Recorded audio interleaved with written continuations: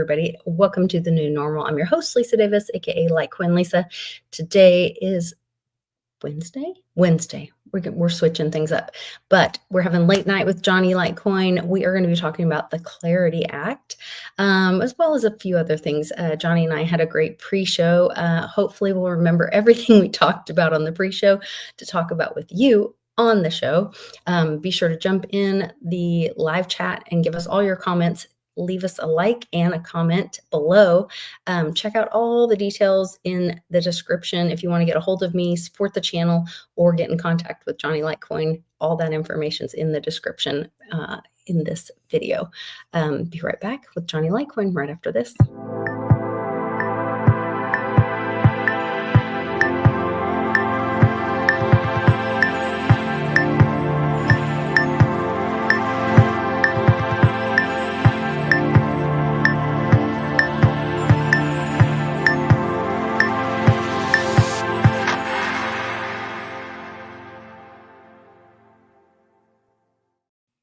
Welcome back, Johnny. Good to have you.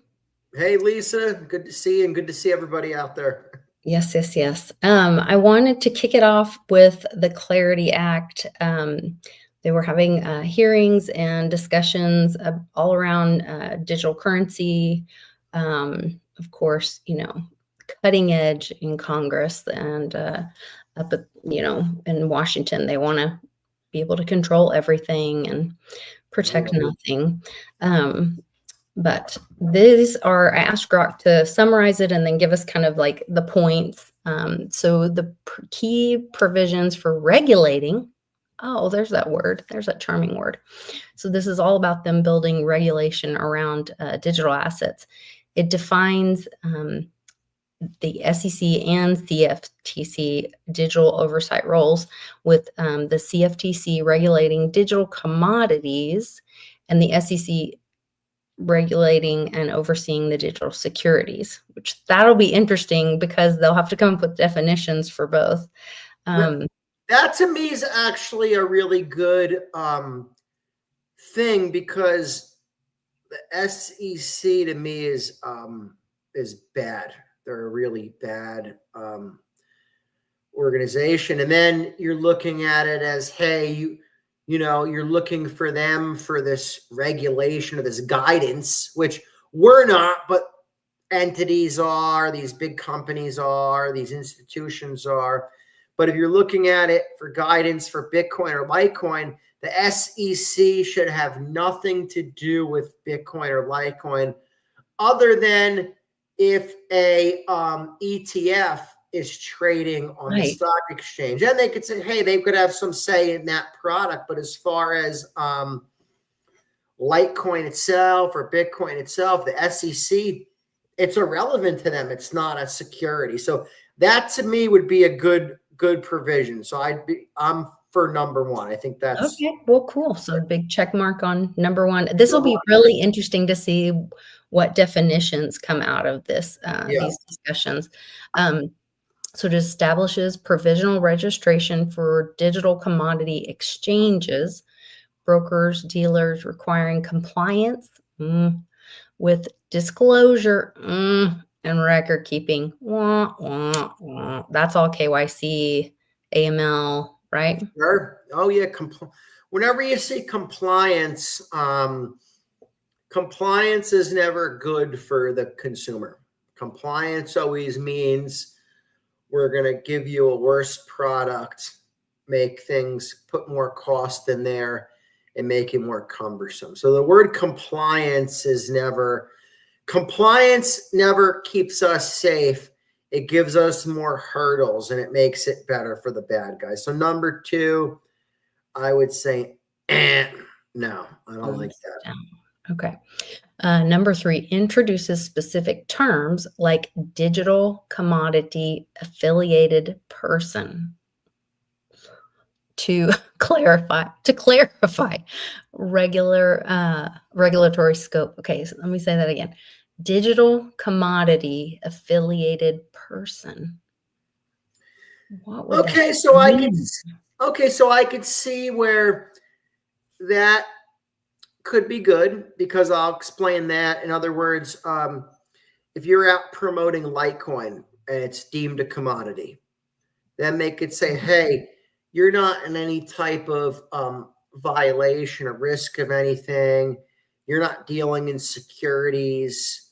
So in other words, I could see that making it good for the people that now if you're talking about it, a coin that has a company behind it that's clearly a security, then they would say you're not a digital commodity affiliated person. How I'm reading that, if we're talking about digital commodities versus creating a new entity instead of being a securities trader or a financial advisor or all those.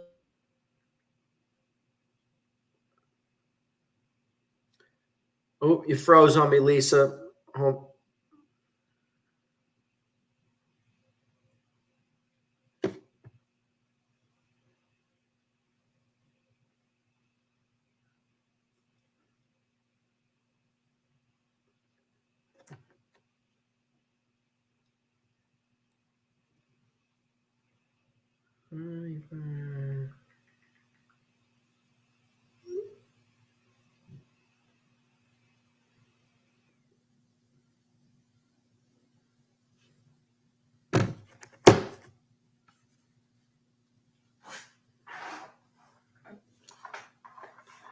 Guys, I don't know. Lisa's frozen. Can you guys could see me, obviously, right?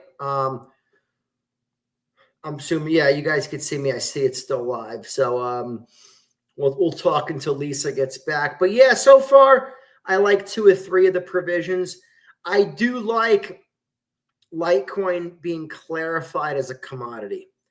I feel like that's really good for Litecoin in general and other coins that were deemed a commodity. I would think Digibyte, we got some Digibyte fans out there. Digibyte would be considered a commodity in my mind. Bitcoin, obviously, a commodity, but clearly Litecoin's a commodity. This has been said before. It's just that, again, they've been chicken shit to say anything about it. So that to me is all good stuff. And that would, if we did have a clear definition where Litecoin is truly seen to the regulators as a commodity and it's clearly not a security, you would see a lot of capital flow into Litecoin. And I always say that Litecoin is a better currency the higher the price goes. Yeah, Litecoin works right now fine for sending payments at the current price. Litecoin works fine at $90. But if Litecoin was $900, it would be a much better currency because it would have a lot deeper liquidity. Let's face it, you can't send $10 billion on the Litecoin network. It's more than the market cap. So a higher price means a higher market cap. That to me is good overall for a crypto. So. Okay, my internet's out. I set up my phone to link to my computer, so we'll see how long it lasts. If it'll. Oh, your hotspot. Okay, yeah, cool. Hotspotting. We'll see how it sometimes lasts. A hotspot works better than Wi-Fi. It just depends on the area you're in because. Okay, we'll see. We'll see. Let's keep our fingers crossed. Yes. Let's see here. Get back to our list. Yeah. So let's see number 3. I was a fan of. Okay, cool. Number 4 imposes restrictions on token sales by insiders. I wonder what an insider would be considered. Easing as blockchains mature. Okay, so that would mean that if a coin's not available yet, I like that. Okay, so not if it's not available yet. So no pre-sales. I mean, I like that because I don't like these meme coins and all that. I think they're a cancer for crypto. I think they cloud the water so then people see everything as the same. They don't differentiate Litecoin or Bitcoin or Digibyte or these good cryptos versus the crap that's out there. So I think that would be a good thing in my mind. That would be good for just the overall reputation. Because let's face it, even though we know that if there's a scam or whatever, that's not Litecoin, but the general public doesn't understand that. They just lump all this together. So if crypto constantly gets bad press and it's all lumped together, then to pay with Litecoin and to use cryptos to most people out there seems like an absolute crazy thing. I mean, even right now, if I said to most people, hey, do you want me to send you Litecoin or you want me to send you Zelle? They would laugh if I said Litecoin or Bitcoin, think I'm joking and say, oh, of course I'd rather have Zelle. Okay, I'll send you Zelle then. All right, no problem. But why are you laughing? You know, Zelle, I can only send you $3,500. Okay, I owe you $30K. I'll send it over the next 8 days. And you know what? Right. If your bank flags it, don't come asking me for why it flagged and why they're holding your money.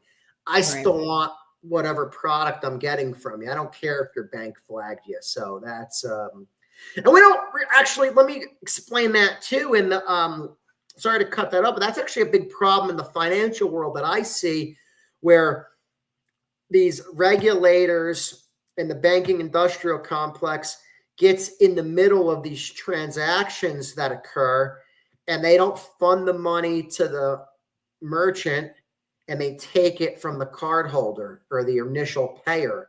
So the payer is missing out on the funds. The business never got the funds.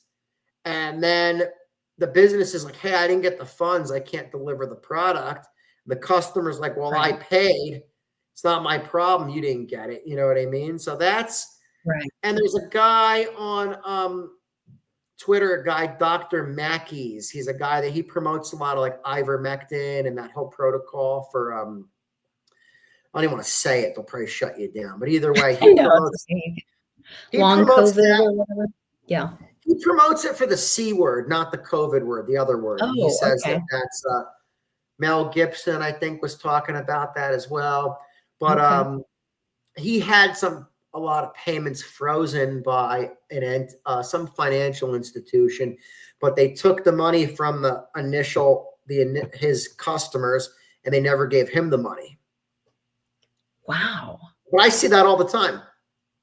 And it's just they go ahead and accept it. It's not that they're denying the payment. Well, they accept the payment. They just don't fund it to the. You just don't send it through. Wow. And in the terms and conditions, you're supposed to have all that in reserve to be able to float whatever it is. So you're not supposed to need that as capital. That's just if you take in $50,000, well, you should have that in reserve to provide the product to your customer. If they don't give it to you or not, hey, that's not, you know what I mean? So that's how the financial entities look at it. So that's why we say pay with Litecoin. Nobody gets in the middle. It's true. It's real.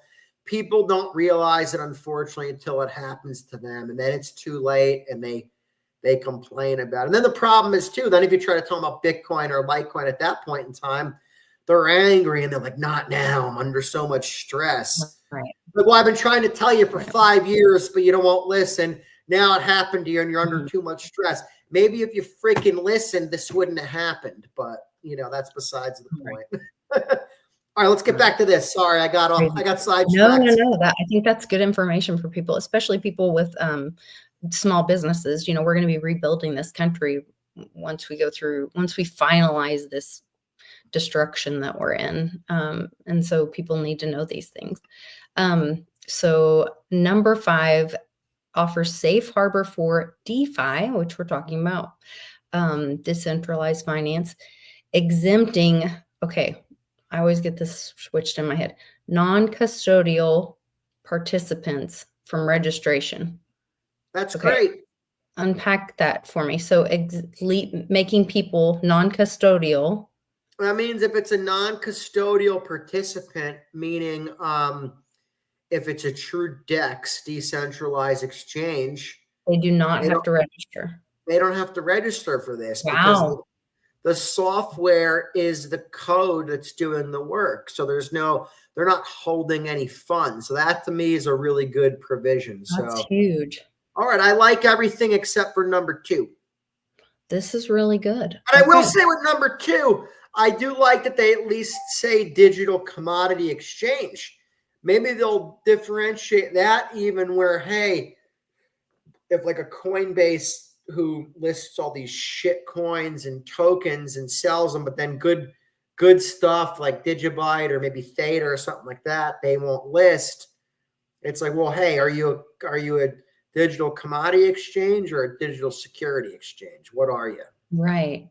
And if they're not decentralized, if they're a centralized exchange, maybe they do need to be reporting and having registration and all that. Where if I they're would think if you're a centralized exchange, you should have to at least prove you have the assets, funds, and there should be the assets. So maybe that's that would, yeah, that's the silver lining. That's where the regulator is working for us, and that's what we want. They're supposed to work for us, not against us. so maybe we like number 2. Now looking at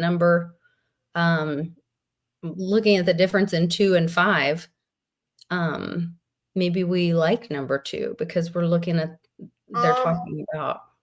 Yeah, I just think I would just hope the compliance is more on their end as far as not with all It's the for the KYC. exchange, not the individuals. Yes. Well, let's see how that would roll out. So we'll give that one a question mark for now. Okay. So on to number 7. Ensures regulators 6, not we skipped 6. Oh, did we skip 6? Sorry. Yeah. Clarifies digital assets sold via investment contracts are not securities. That's pretty clear. So that's basically saying if something's coming from a smart contract or something like that. Okay, that's pretty clear. I like that. Number 7, ensures regulators cannot list customer assets as liabilities. I mean, that's good, right? Yeah. Because if you think about it, let's face it, the majority of normal people that buy crypto don't want to use a non-custodial wallet. They want to keep it on an exchange. And even though we don't like it, they have the right to do that, and they should be able to do it in a safe manner. And they should have it one-to-one. So that should not be a liability. Why is it a liability if it's something that you have? It's only a liability if it's something you don't have. If it's something that you already have. If customer XYZ has 500 Litecoins on your platform, well, that's not a liability. They bought that fair and square. That's theirs. That's not a liability of the exchange. So I think I like that as well. Yeah, this is shaping up pretty good. Okay. Number 8, the last one we have, promotes SEC, CFTC collaboration with foreign regulators. That could go either way. Yeah, that's because a little dicey. They could use that to, like I always said, I'll call them out because I know people use them, and I just want to set the record straight. Like a Caleb and Brown. So people said, "Oh, Caleb and Brown's great. They do no KYC." And I said, "Okay." I said, "You think that's going to last forever?" And people, "Oh yeah. They can't because they're in some jurisdiction in Australia, yada, yada, yada." I said, "Well, I'll tell you what." I said, "I would not rely on that." I said, "First of all, if the U.S. government wants, they'll fly in there and extradite them to the U.S. And they'll tell them, you're going to do a double life sentence like they gave Ross Ulbricht unless you give up your customer data." Yeah, they'll fly into Spain. Now, do you think the people behind an exchange like that are going to say, "Well, I'm not giving it up"? They're going to give up everybody and then more info. So don't think that's a safe haven at all. I'm just using them as an example because I know a lot of people that felt that way. And I said, that to me sounds insane. You're paying a lot more to buy from them. And just because they're not doing any, and now they are doing KYC. So now they are requiring KYC, which I said was going to happen. It happened. And I said also, too, if they want to go back and get the data that they had in the past, they'll, like I said, they'll fly in there. They'll send whoever they have to in there, and they'll fly them to Spain, they'll fly them to the Southern District of New York. They'll tell them that they finance terrorists and they're in violation of this and that. And next thing you know, like I said, they'll be facing a life sentence, and they'll, of course, give up the info. Yeah, I was just, before we jumped on here, I was just watching an interview with a whistleblower that he was actually arrested and put in jail for a few years because he called President Bush a liar. And they tried to, the FBI tried to catch him, and they, what was the guy's name? Peter Strzok said, give him and Brennan. He worked with Brennan early on, and like they hated each other, and they tried to get him on espionage charges. So they took like an Asian guy who didn't speak any Japanese or Chinese. He only spoke like some kind of Pakistani or something. So they got him to speak Pakistani to him, and they had him meet with him 5 different times, and every time the guy reported him to the FBI. And so finally they were like, look, we're never going to get him on this. This is how like corrupt the government was, or some of these insiders, of how diligent, like they wanted to get this guy. If they want that information, they have ways of getting information, of sending people in, of, they're listening to everything. They raided this guy's house. They did all this stuff. Like if they want information, and if they don't already have it, they can get it, Of course. But that's a Tucker Carlson interview that just went out. If they want to get it, they target certain things, and don't think they're doing this for good.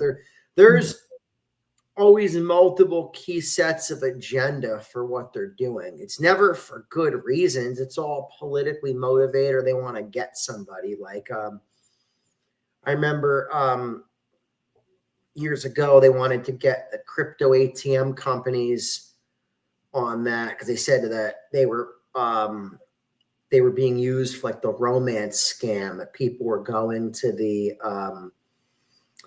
ATMs and people were getting scammed, which was true, but it was happening way more in the regular financial system. And they didn't want, they were like, well, we don't want to catch those people. We just want to get the crypto ATM companies. Yeah. It's like, so you don't want to get the people that are really doing it because you want to target crypto. Okay, I get it. And it's like they showed something recently with money laundering, how it's all done through the regular financial system, but then it's like they want to only get the crypto companies for it, or the crypto people. Right. Like Bix brought that up. Doing it much. Yeah, Bix brought that up the other night with the Epstein thing. JP Morgan Chase was handling all of Epstein's finances and accounts. And so they were full knowledge of what was happening and whose accounts, what money was moving around, where that was going, all of that. And so, and that's one of the reasons Bix says that will never all come out, because it would implicate JP Morgan Chase. They were Madoff's only banker. Oh, well, there you go. Now, if they were Bernie Madoff's banker, and they're supposed to be monitoring, they do all this compliance and monitoring and all this, how'd they not pick up on that? I mean, they'll flag Joe Citizen for, hey, you sent somebody $10,002. Well, Madoff stole, what was it, $50 billion, but they didn't notice that. How easy would that have been to spot? The money's not going to where it's supposed to be going. And that was that's like day one of auditing. You could catch that. So it's all a look. They go after who they want to target. They protect who they want to protect.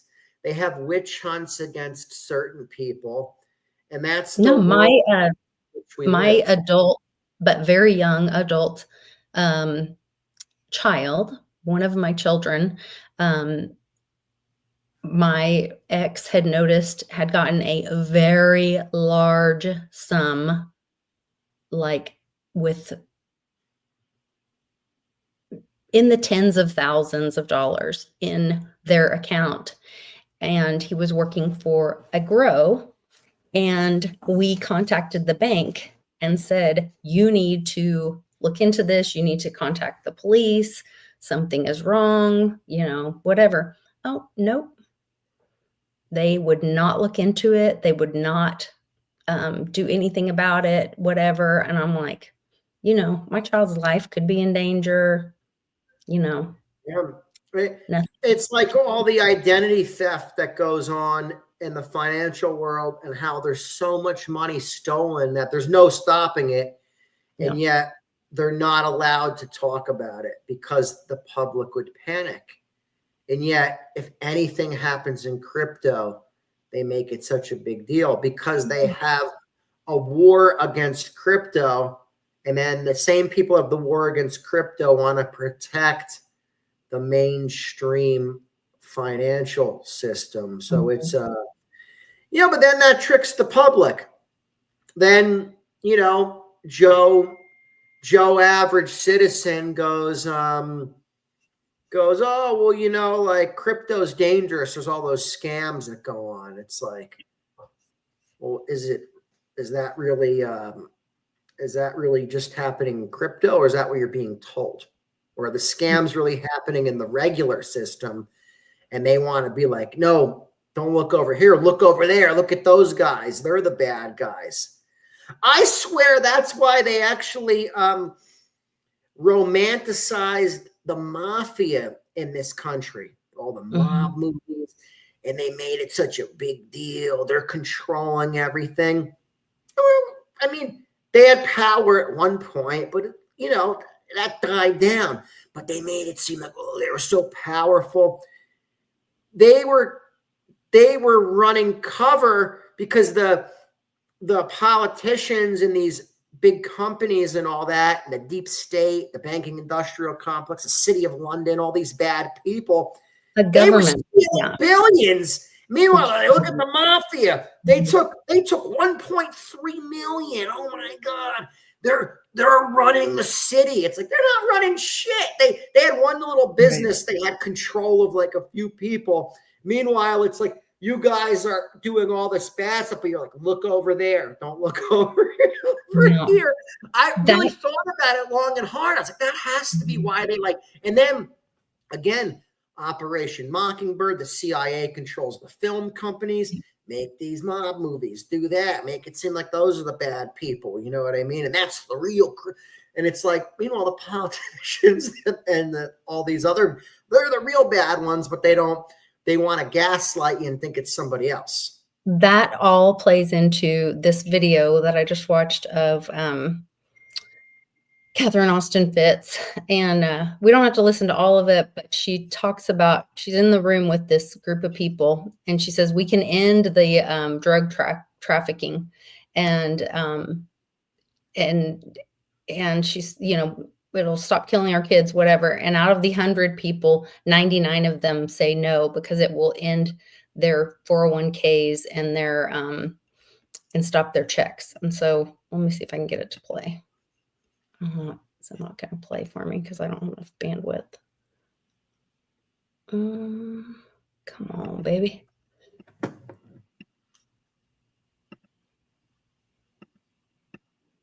It doesn't want to go. It may not work for me. Oh, it's trying. I have the little pinwheel of death going. I may not have enough bandwidth with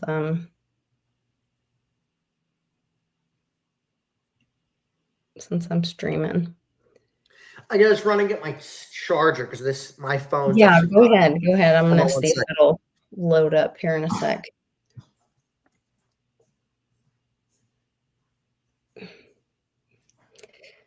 Yeah, I'm like running on a wing and a prayer over here. I'm running, trying to get it all working on my.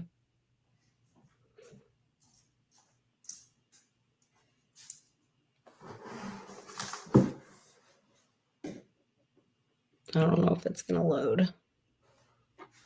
If it loads, it may not play, but.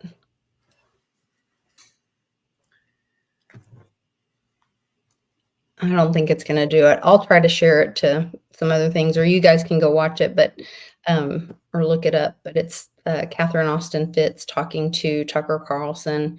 You can Google it or search it up or whatever. This is why the U.S. won't stop the global drug trafficking. But she basically says, like, she asks 100 people, and I don't know if it was a Christian like focus group or whatever, but they're, a bunch of government people, and she explains to him, like, we can stop this, but she basically says, like, we have to stop funneling the money from taking this. We have to stop taking the corrupt money, laundering this dirty money, and centralizing the power and putting it right back into the hands. And then they, are drugging our children and,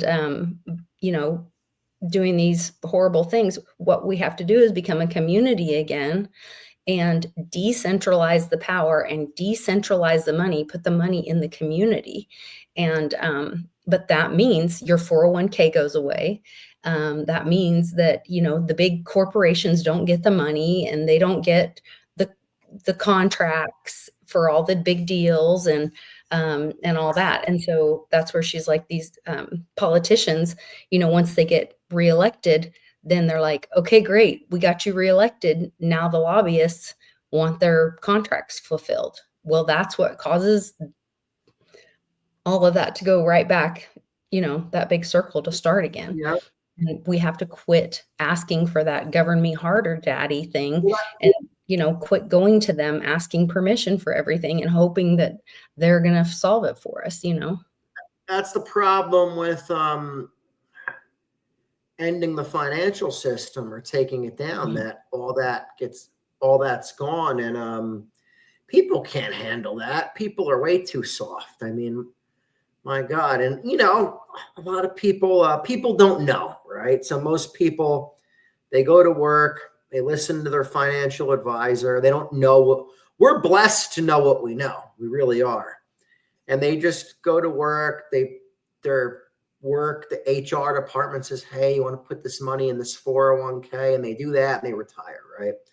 Mm-hmm. So if you tell those people, hey, guess what? Everything you work for, you think you're retired, it's gone.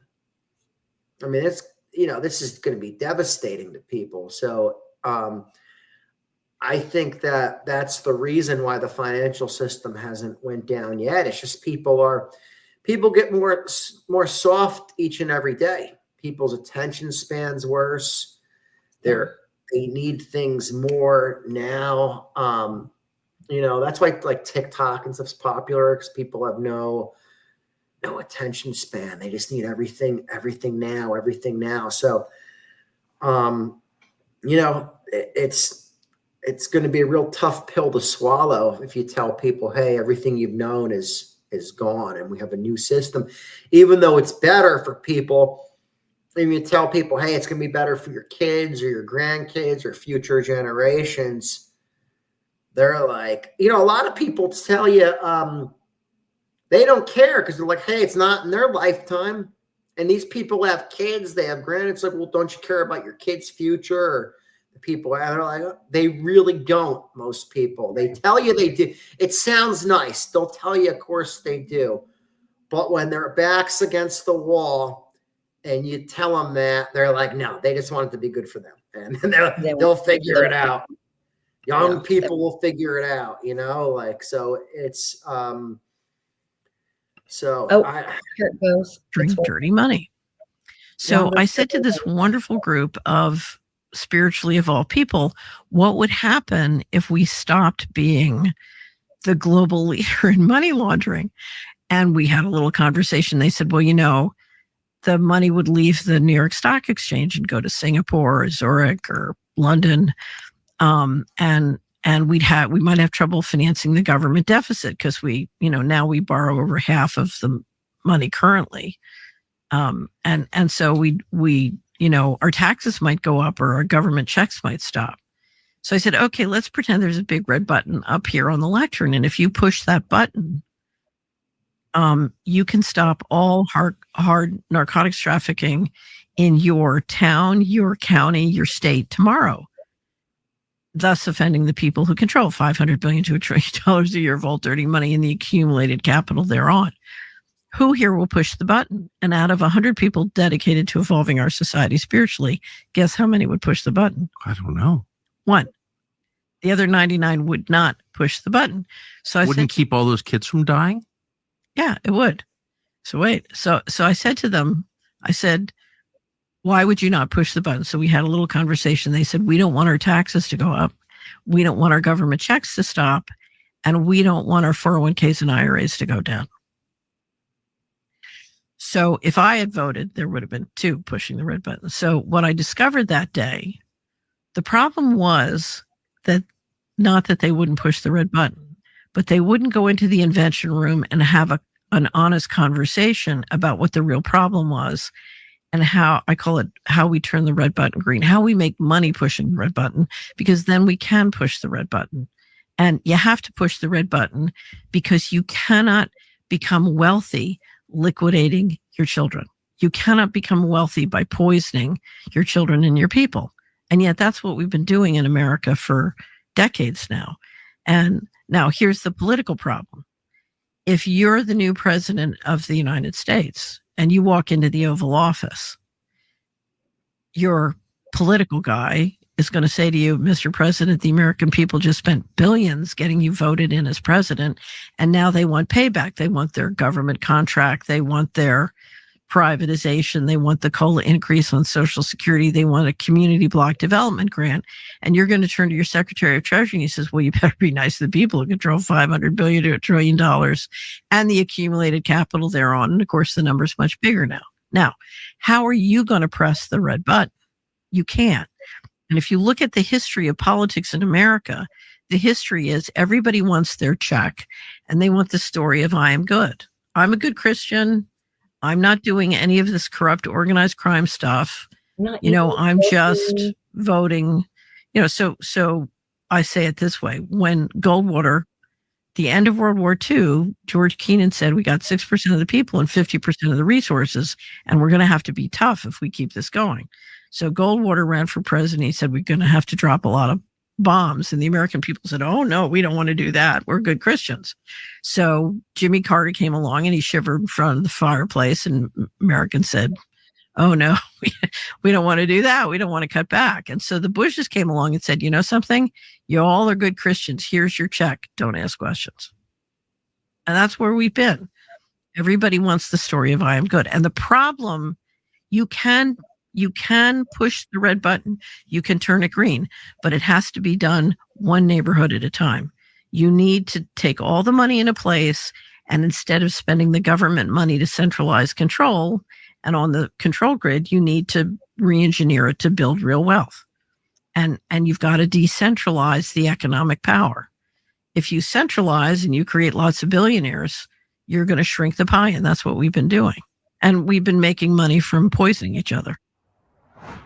The umbrella promise. That's when Einstein talks about, that's his idea about taking the money and don't let it go to, make it go to the community. Don't let that lobbyist money hit the representative.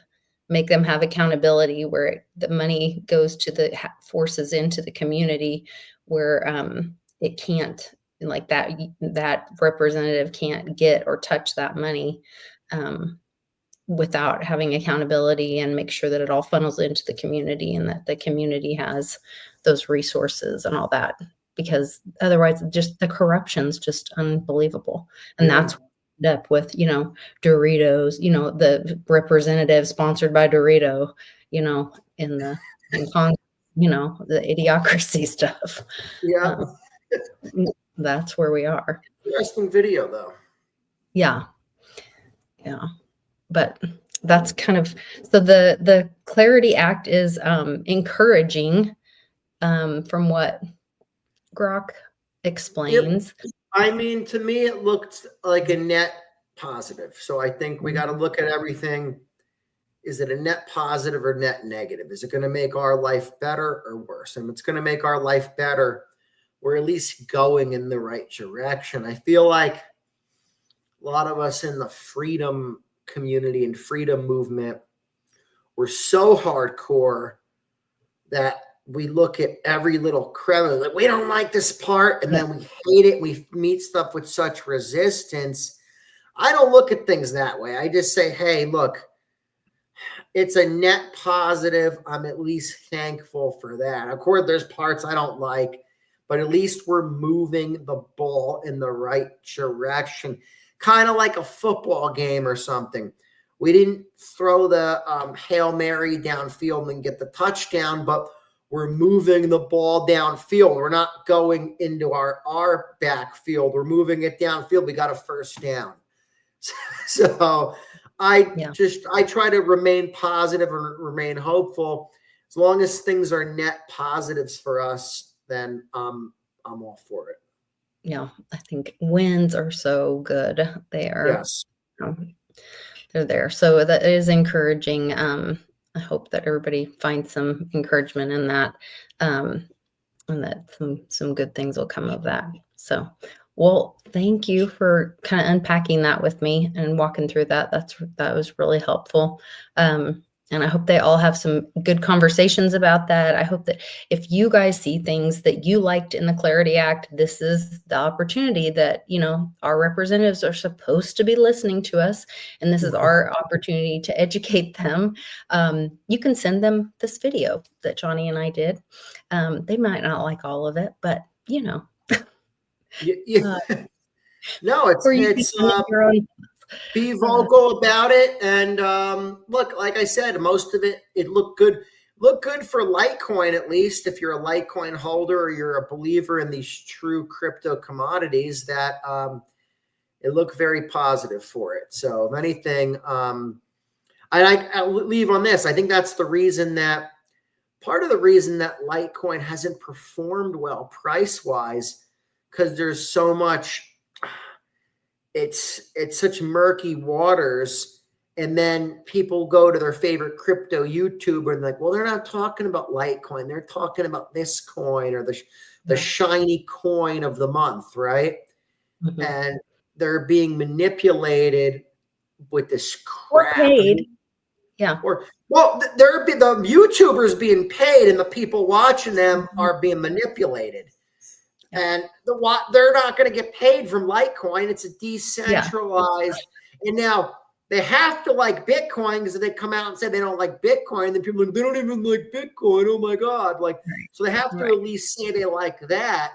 So that's why I feel like Litecoin hasn't performed well because of that. I feel like if there is at least clear definitions, and then it's like, wow, you will see a lot of capital flow into Litecoin. And I did bring this up while your internet was out. I just said that if Litecoin performs better as a currency as the price moves up, because it has deeper liquidity. Sure, Litecoin works right now. Lisa, I could send you Litecoin right now. You're going to get it quick, right?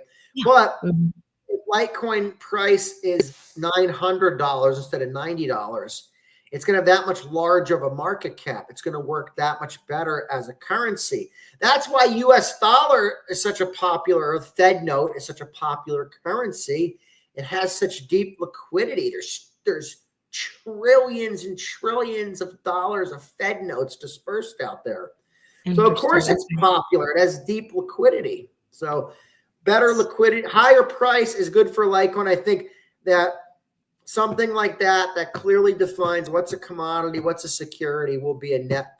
Other coins too, I think like a Digibyte, it'll be good for like a coin like Digibyte. That's another crypto commodity. It's interesting that this question or the timing of this to because this has always been an issue. Is it a commodity? Is it a security? And just now, as we're coming into this, failure of the Fed note, and what we're watching in the bond market, all of this, I mean, the timing of this is perfect for this to happen, for the clarity to come through on what's a commodity, what's a security in the digital asset world.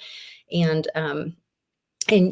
big things about, Litecoin is the right coin for a means of exchange. It was always meant to be this tool as a means of exchange. And so until the opportunity is there, yeah, it's not going to shine like it should, but that's because that's not what it was made to do until it was its time. So, and it's good that it stayed where it was, because it's for the people. Yep. And so it needed to be where it is for the people. So, yeah. And it's presenting an opportunity. So go Litecoin, you guys.